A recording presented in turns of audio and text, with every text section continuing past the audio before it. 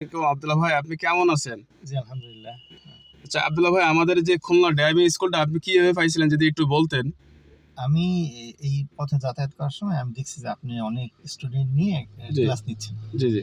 তখন আমি কয়েকদিন এটা অবজার্ভ করছি। তো আমি একদিন দাঁড়ালাম, তারপর আপনার সাথে কথা বলার পরে আমি আচ্ছা বুঝতে পারছি ঠিক যে আছে। আব্দুল্লাহ ভাই, আমাদের কি অটো ম্যানুয়াল দুইটাই আছে?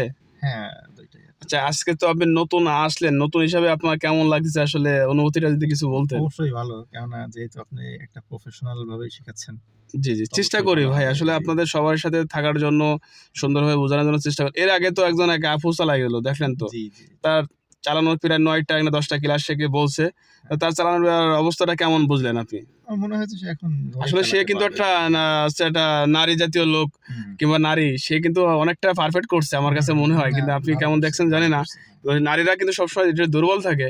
কিন্তু তারপরেও কিন্তু সে ভালোই চালায় গেছে গাড়িটা। হ্যাঁ, হ্যাঁ। আসলে আব্দুল্লাহ ভাই, আজকের আমি আপনার সাথে হয়তো পরিচয় অনেক ভালো লাগলো। আর আব্দুল্লাহ ভাই অনেক আসলে মজারই লোক দেখা যায়।